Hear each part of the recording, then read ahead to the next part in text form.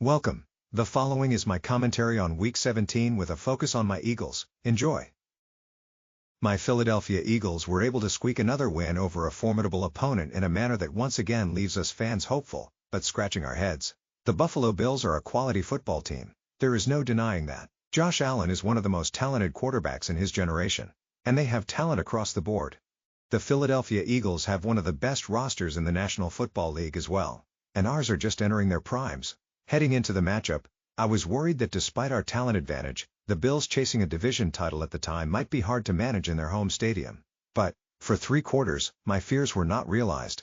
The Eagles were the dominant team for the first 3 quarters. Then the Bills made a desperation run that almost allowed them to come all the way back, except for an errant pass by the reigning league most valuable player, who never misses those throws. But, facing our defense, Allen was kept in check for the most part. The big issue from the game was again the fact that our offense played a great half and then took the next one off.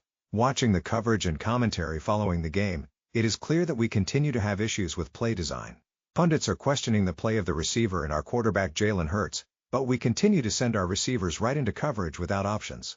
Other teams seem to have receivers run routes with the intent to create space, passing lanes, and yards after catch. From some of the videos shown, it is clear that we send our receivers into curl routes into matching coverage and hope our team can bail out the coaching staff. The issue seems to be with the lack of a philosophy. Once again, we are looking like they are going through the motions.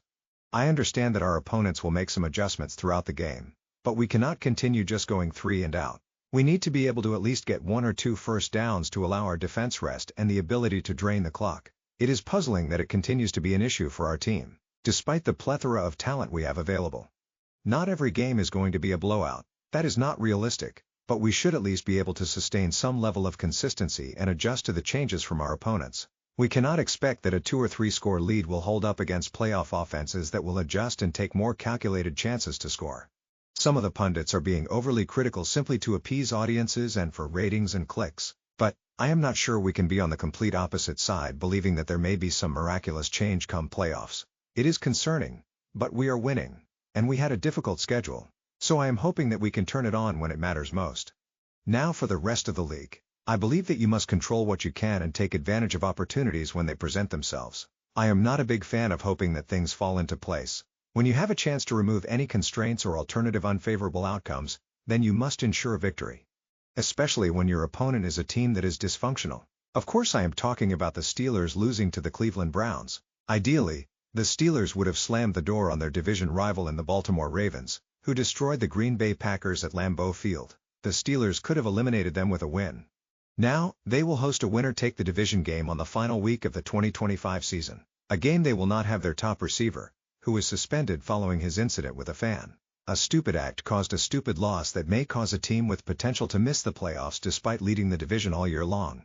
The Los Angeles Rams were cruising to a top seed and then they lost to the Seattle Seahawks and then to the Atlanta Falcons who have already booked their offseason plans weeks ago. Now, the Rams will be a wild card and will watch the Seahawks battle the San Francisco 49ers. This should be an intriguing game.